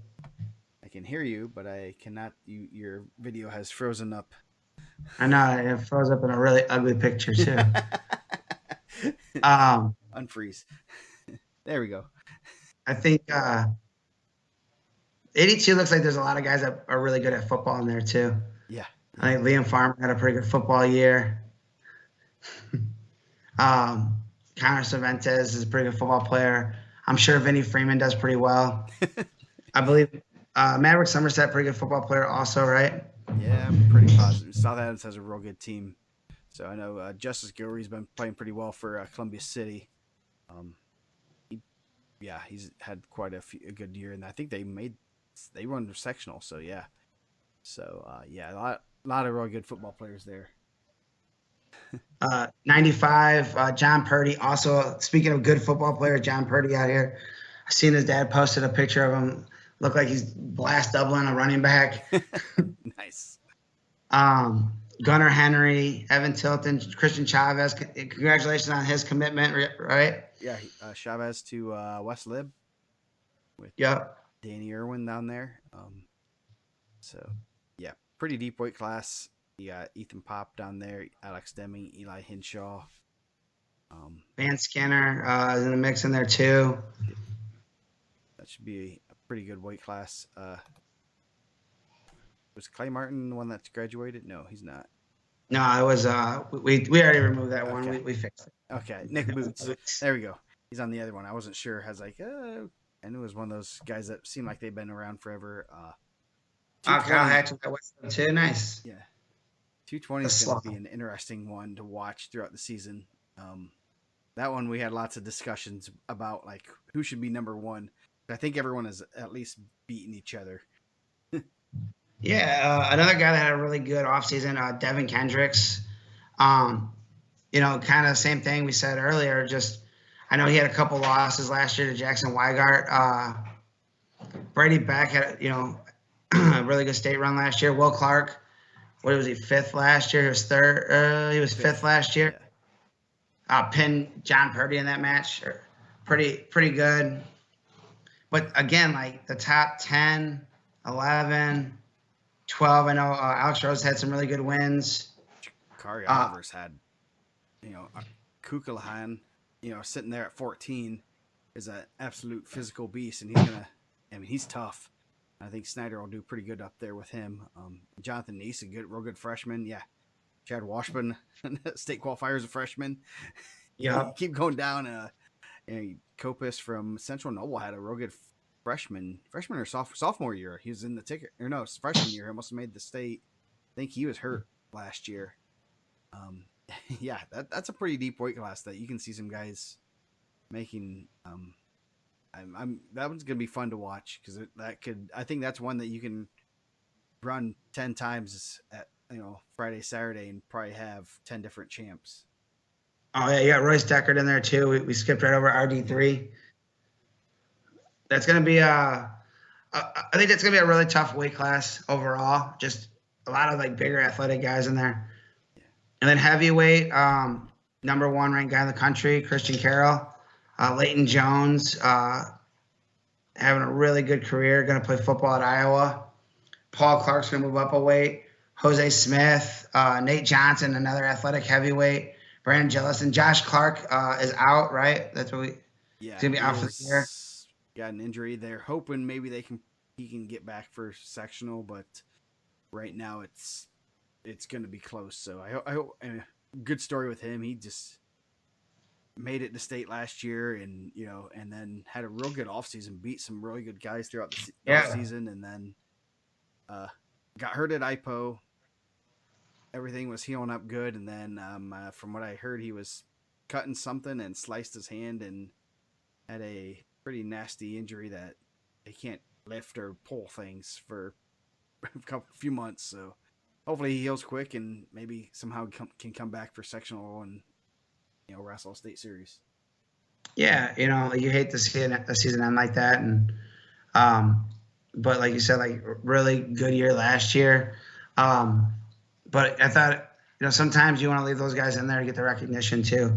Yeah. Like where he kind of would have been if he had a full season. So probably on the next update he'll be out, but hopefully he's able to get back. Yeah.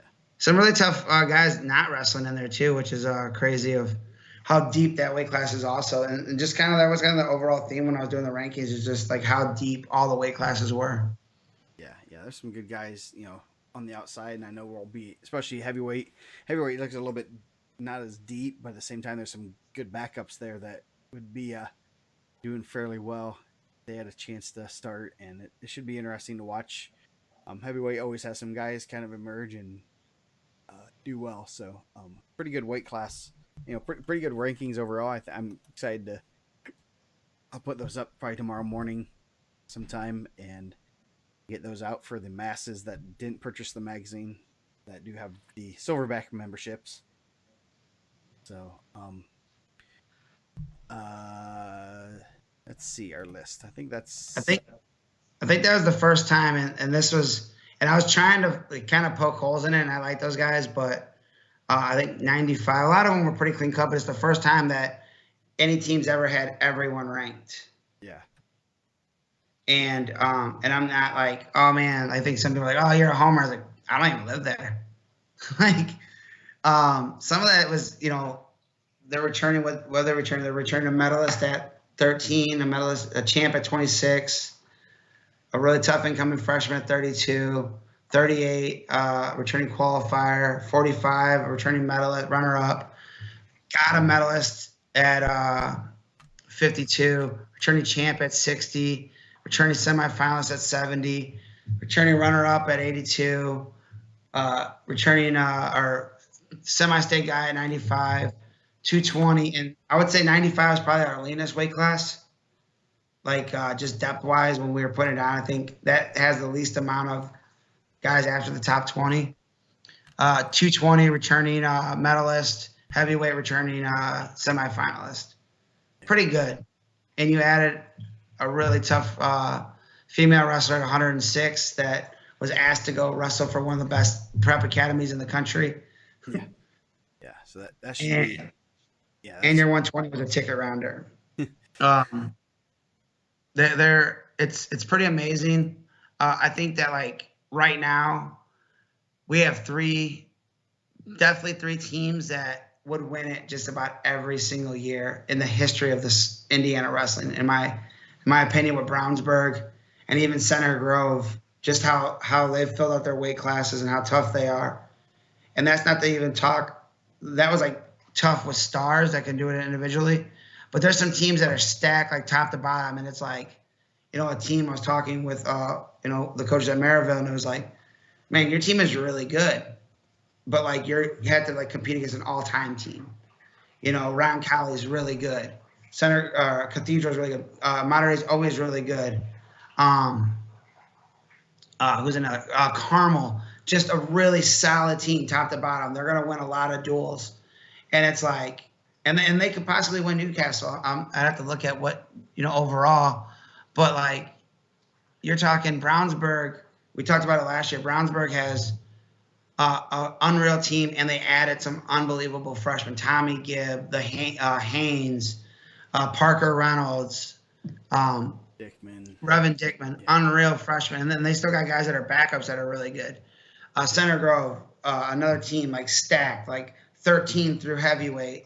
It's just, and they lost RD3, but like across the board, like they were able to fill in some weight classes with McConnell going up to 95 and Weems going up to 82. And it's just like, man, like we're in like a great time to be a fan of Indiana wrestling. Oh yeah. Because the team races are crazy. Yeah, that's gonna be. I mean, man, if Center Grove or Brownsburg went to Newcastle, just think of the dynamic of having those three teams kind of going at it from separate semi-states.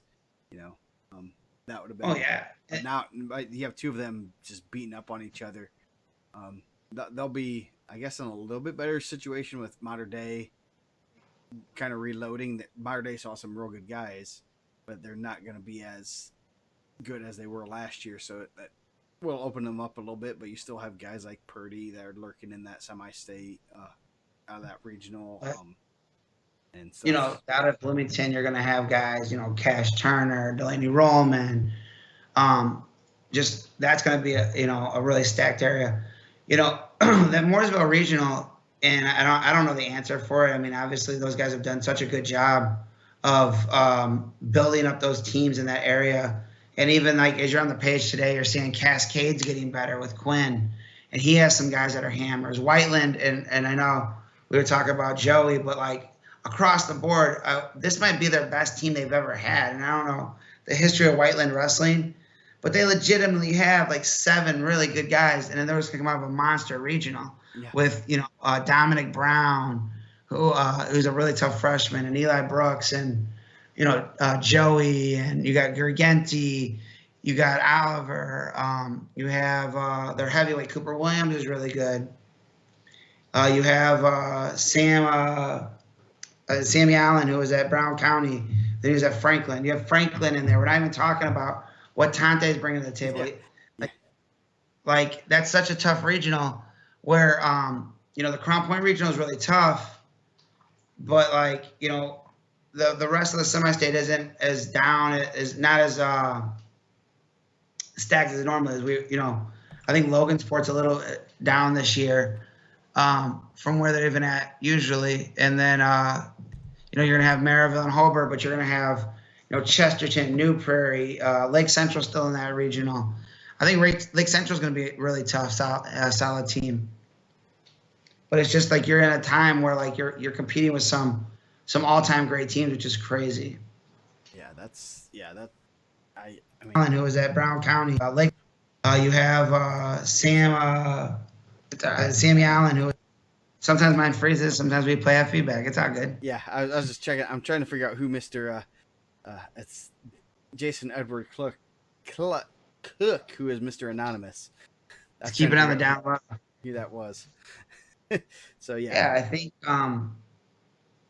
it's a really cool time to be. Yeah, it's a really cool time to be a fan of Indiana wrestling. Just kind of what Jason was saying. Yeah.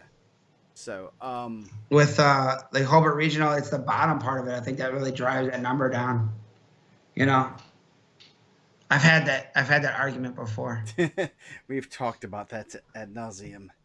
I guess the last thing we are going to do before we do it, close out of here, is top 10 pound for pound wrestlers. Since we did kind of a little bit of a grade rankings, and we'll probably do these as we go on throughout the season. Maybe one out for at least early in the season when we don't have as much to talk about. Probably just top 10 for tonight as far as our top wrestlers.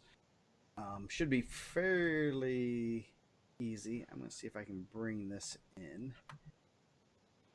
You guys can see all the fun stuff. Grade rankings. There we go. Let's see if we can bring this in. We're just going to cover up the pretty faces. Hopefully I don't have too many tabs up, but easiest one, Christian Carroll, number 1. Yep. No disagreements there. Nope. Sammy going number 2. I think his off season was pretty impressive. This is just overall pound for pound, not just seniors. Correct, overall. Okay. So. Yep, I agree. Sammy going. Okay, so that was pretty easy. So we got him at number 2. Frazier, right now our next couple are like Frazier, Jackson, Delaney Ruhlman, and I kind of put him in as like points based on how many. Like if you won state, you get 20 points. Second, 16. So that kind of stuff. So. Yeah, I think I agree with that. Yeah. But the first, I think Frazier, then Jackson. I think with how well Bryce Lowry wrestled, I think that he probably goes higher on that list. Yeah, I kind of had him down there. So we got Frazier, Jackson at 4. Yeah. And then this is where it gets kind of dicey. You got Roman, who's a 2-time runner-up. Chef, 2-time runner-up. Orlando Cruz had some good wins. I think he made the blood round at Where do you put a guy like Jake Hockaday? that's a good one too. Um, I mean, I would say the win over Rainey is as good as anybody's win this summer, right? yeah, That was the Rainey that had beat what Nick you call it Bassett. before that, right? Yeah, Yeah, I think so. Yeah, that's a he has a pretty. I mean, that yeah, he has a pretty nice resume. yeah. And it's only been going into his sophomore year. Man, do you put him over a chef or a cruise or a I think I would have. Hmm, yeah, I don't know. I mean, I would think that like a guy like I mean Wyatt Frazier had a nice win over Chef this year. yeah? Um, Where is Jake? I don't think I have him on my list. Do I don't have him on this list. We'll just I add. think Hold on a second.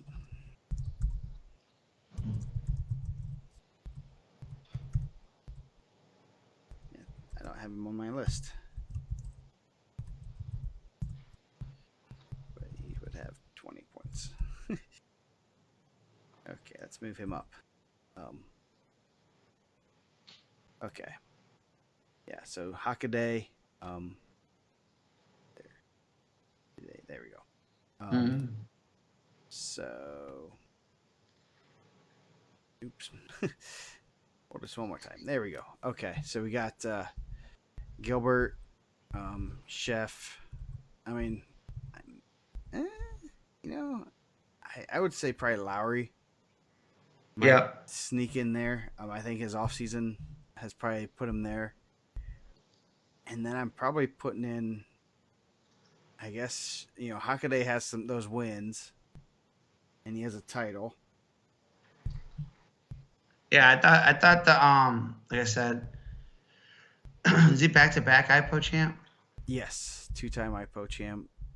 Um, so that puts us at, there we go, 6.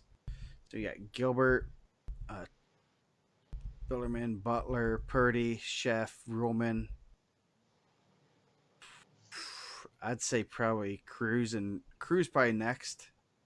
Yeah, Um, he had a good he had a real good fall. Um, and um, so I think Nick's like a tough. asking about why going ahead of Frazier. Um, Probably mainly because of his Super 32 fourth place finish.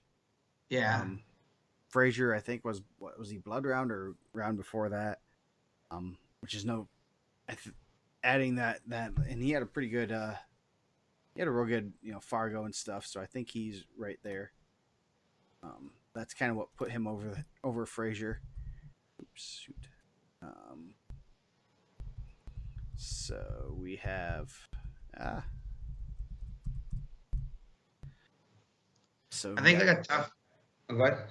so yeah we have pretty. I mean you have guys like Chef, Ruhlman, Leighton Jones, Cheney Chef, Purdy, Butler. Um, I'm guessing maybe Ruhlman at number 8. Yeah, I I mean, could see that. I think a guy like Kyrell Lavelle is tough because I think he missed a lot of the summer. yeah, He had like an injury, right? yeah. Where do I Um, have Lavelle at? I do not have Lavelle. This what one? about like I mean, I don't know like the depth of like preseason nationals, but a Cole Solomon had a really good summer. The guy going to Purdue, no titles. I mean, Yeah, obviously he was wrestling the guy that was on the next level. yeah. I do not have Lavelle on here either. So that's. I should have checked this list before I put it out.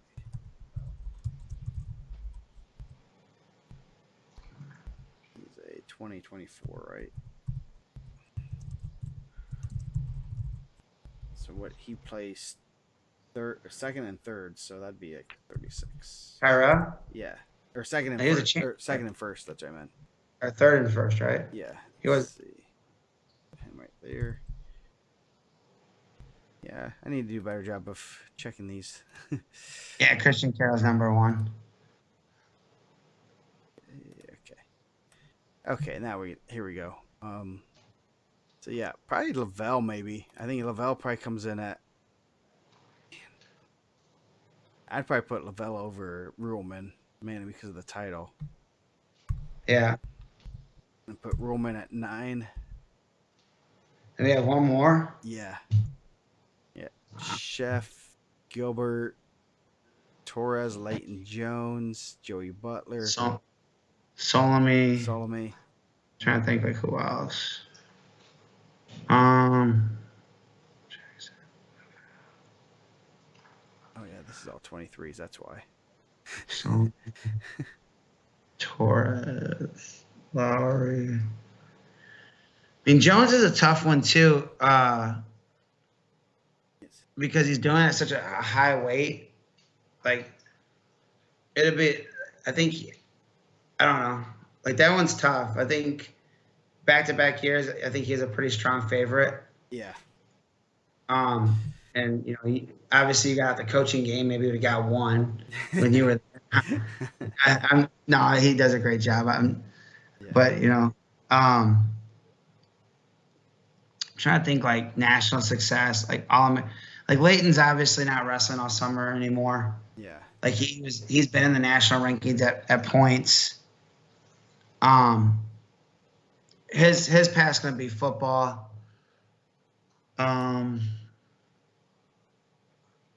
Will Clark A8, right? Yeah. I don't know. I don't think he's there.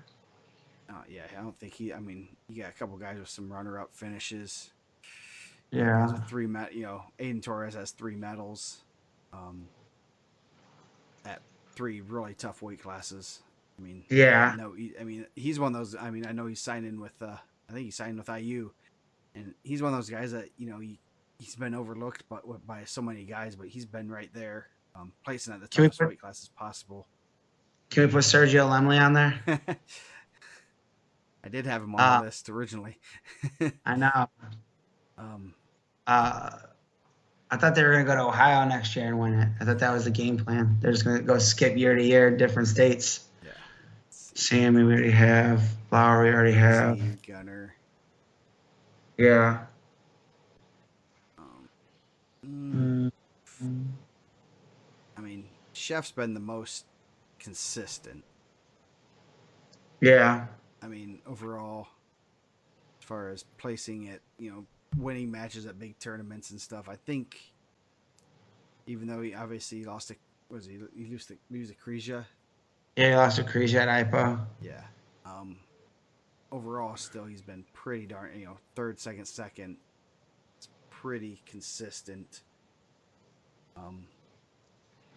Billerman, like, it just, as far as consistency, I would probably put him in there. As far consistency and just overall resume, would probably put him at 10. But Yeah. It starts getting pretty dicey once we start getting 10 through 20.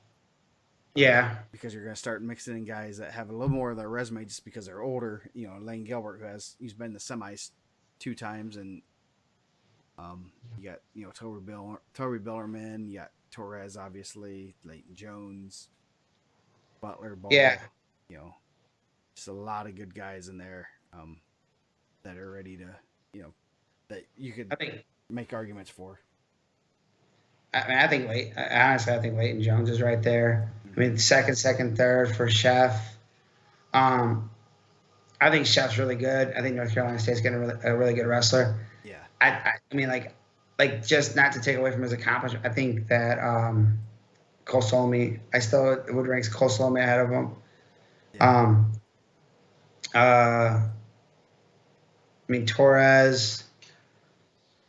Yeah, I mean, Torres having a good run. I know he's been a preseason national champ also. Like I said, I don't know. Obviously, the preseason nationals it's not Super 32. Yeah, it's a good tournament. I mean, It's a little bit above probably IPO, but it's a good. I mean, winning it's not no easy feat by any means. Yeah. I mean, like I Trying to say, like but it's about equal to IPO, I think overall. Equal or depends on the weight class, but I think it's a good event, and to win that's trying to look like no. top fives. So, maybe we'll talk more about it offline. But I just wanted to go over that. Maybe get that released tonight or tomorrow. Yeah. But yeah, Um. it's there's Yeah. some Dial Capone is probably in that mix too. yeah. Gunnar Henry's in that mix. I mean, John Purdy probably be in that mix. I wonder what ours looked like 4 years ago when we did the freshman rankings. Do we still have those? Who? Um, you mean 3 years ago? Like with what do you mean like Yeah. um Like the senior class. Like what did we think when we did the freshman rankings that year at the end? at, at the end? I can tell you when we Like did. Let's see. I can tell you what the sophomore should have been a little bit better. I guess after their freshman year. Let's see. 'Cause I believe they are in the magazine. So let me download these real quick. So it would have been 2020, 2019. Let's see. I think that's when we started putting those rankings in there. Rankings.